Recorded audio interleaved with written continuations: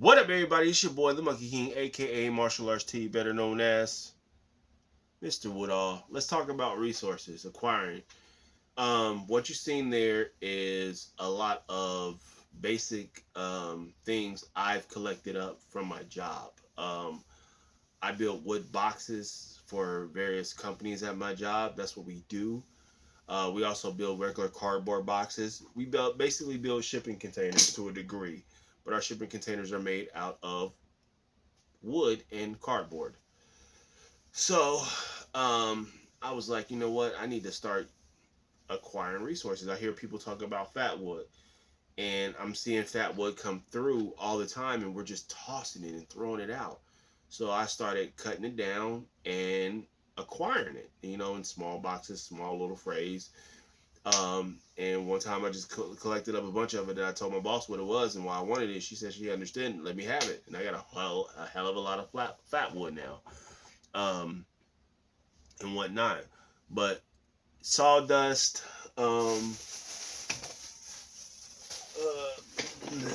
these little cardboard slats that came off a wood pile. I seen this and collected this up. This is nothing but cardboard shavings. I can pre-make a bird's nest if I wanted to, or take this out and put it into a kit for a quick bird's nest to make. That way I can hurry up and make a fire. Throw it in like a Ziploc bag, pre-wrap it or something like that to keep the water off of it.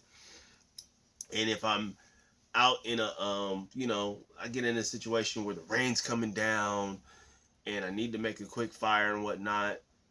First, I need to deploy my shelter. Then after that, after deploying my shelter, build something to keep my fire going, and that way my fire can warm up and everything like that, and get that moving.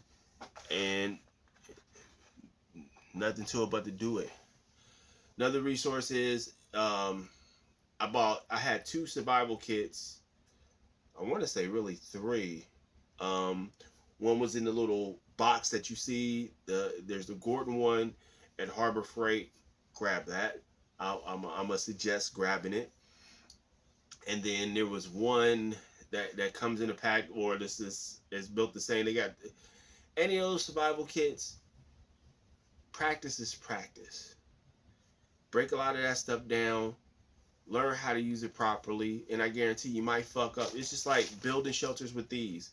These are survival blankets. You might fuck up the first time, but what you end up doing is you practice at it, and you like, okay, do this, this, this, and that. Sometimes seeing how the rain is going to operate on something might end up, teaching you how to properly do this, and you learning how this is going to work. This, with your Dollar Tree cordage from my last video, and you're acquiring more, the bigger things of it and whatnot, you talk about $1.25 for cordage. Got that. Cool. Let me rock that out. You're talking $1.25 for this. Maybe about almost $2 for some Altoids and whatnot. This is if you don't want to purchase it. This is $1.25.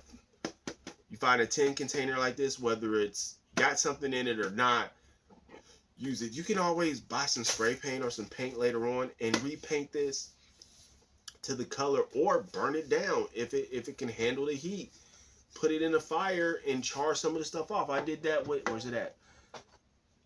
I had an Altoids case like this, threw it in the fire. It took the heat. I got this. You can still see some of the Altoids on it because it's raised lettering and everything, but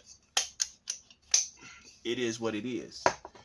Use your resources. Those kits you get, you break them down. I had another kit, survival kit, that came in this pouch right here, and this is one I turned into a fire kit. Got a lot of different things in here, but it also had a slingshot. Little hand slingshot, nice little pocket joint, and I got that. It's around somewhere,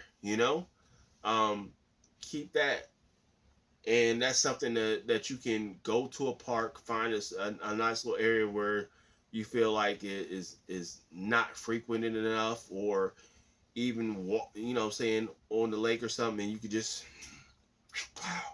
practice your aim with the slingshot, and then make that part of your EDC, or your, you know, people sleep on the slingshots, but they're sold everywhere. You can get a nice little hand slingshot that's got the thing right here from Harbor Freight, and then you can buy slingshots from Walmart. You know, it's something that's legal, that you don't, you know what I'm saying? It's something to practice with in your backyard. Get some cardboard, some old boxes, and just bow, bow, bow, and be out there knocking it out with the slingshot. You know what I'm saying? It's not hard to do, but use your resources, collect up your stuff, depending on what your job is and where you're at. If you're working fast food, you know, nothing much. Water. When you leave out of work, fill up your bottle with some water. You know, no soda, no pop. Hey, can I grab some water? Fill it up. Put the top on that joint.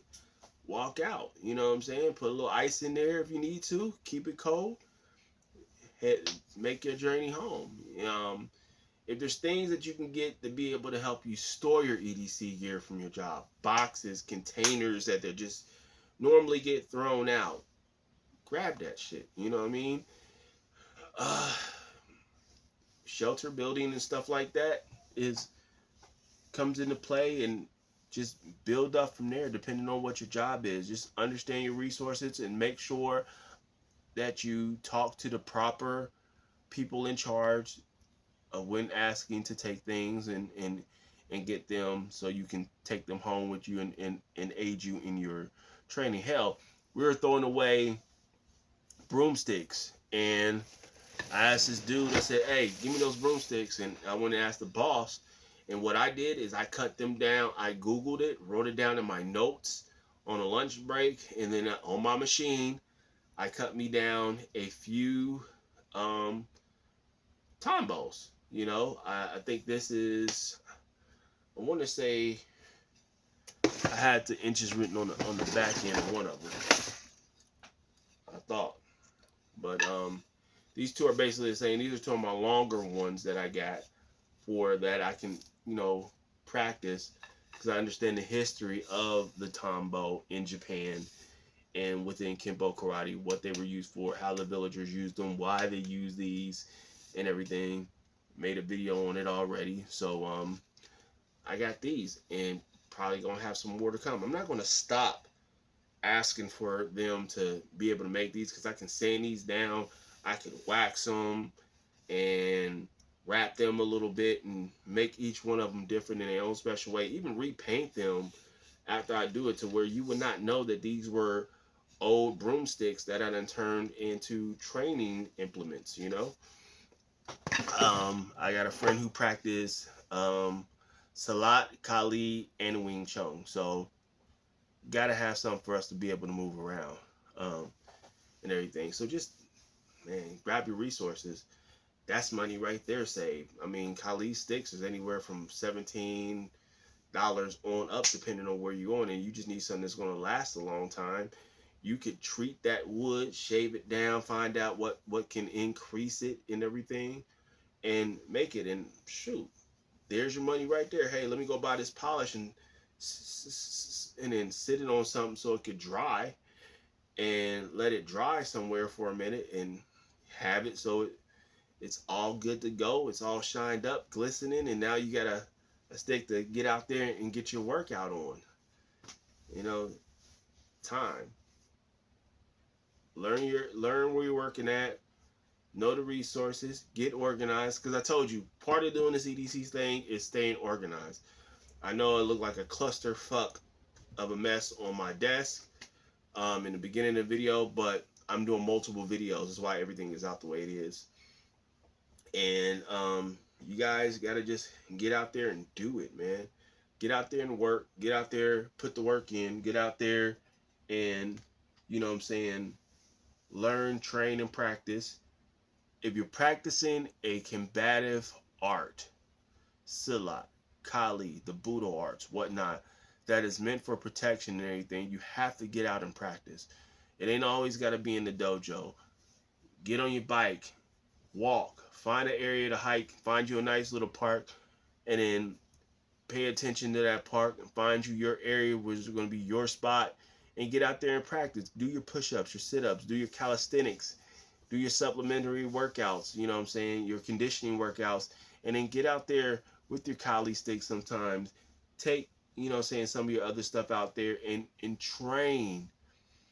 And then other days and weekends and whatnot, train your Seizai Jitsu or your survival techniques. Everybody's kits and everything is going to be different. Some people just might have a sling bag and one backpack. Some people might have a big backpack, medium backpack, a small backpack, then go to the sling bag. And then maybe go to something that they can throw around their waist. But also pay attention to the clothes you wear, you know, and whatnot. A lot of stuff people try to do is to sell certain products. If it can go in your backpack, I wouldn't mind buying it. But if it's trying to change the whole way you dress, I ain't buying it. You know what I'm saying? I ain't buying it. I like to wear a lot of pants that have drawstrings in them, you know. So completely carrying a pack like this wouldn't work, because I would either have to have it on my hand or attach it to a sling bag. And most of the stuff I'm fitting in here, I could probably put in that sling bag. Whether it's the one I carry every day now, my Top EDC sling, this sling right here, or even this Dollar Tree sling right here. I would have to just basically put this on here. But more likely, if you look at these, they're fairly about the same. Difference in this one and this one has basically three pockets, not counting this little pocket right here for a pin light. This one only has one major opening pocket, and I would just have to basically tins. I can put a bunch of tins in here, and I know which each tin is used for and what's it for, you know. So just understand your stuff, use your resources as you collect the stuff up, make it complement the gear that you're working with. Whether you're doing stuff from Amazon, Temu, you're getting gear from Walmart, Harbor Freight, Menards. All these are inexpensive places that have very low budget stuff. And if you're on a budget, you're low income, and you want to get in this game, get in. Don't let it stop you because, oh man, this and that. What you gonna do? Sit at home and just fuck around all day? No. Get out in the woods, hit a park up in your city, that in a nice wooded area, and jump off trail for a minute, maybe somewhere close down by a stream, by a creek or something, if you got trails that go through a creek, and sit there and practice making you a little shelter area between two trees, so you can sit down and just enjoy the breeze and lay down for a second, take a nap, you know what I'm saying, put your backpack there and just, you know, because you brought your mat out, you know what I'm saying, or something. Just get out there and enjoy yourself, have a good time. Once again, it's your boy, the King, aka Martial Arts T, better known as Mr. Woodall.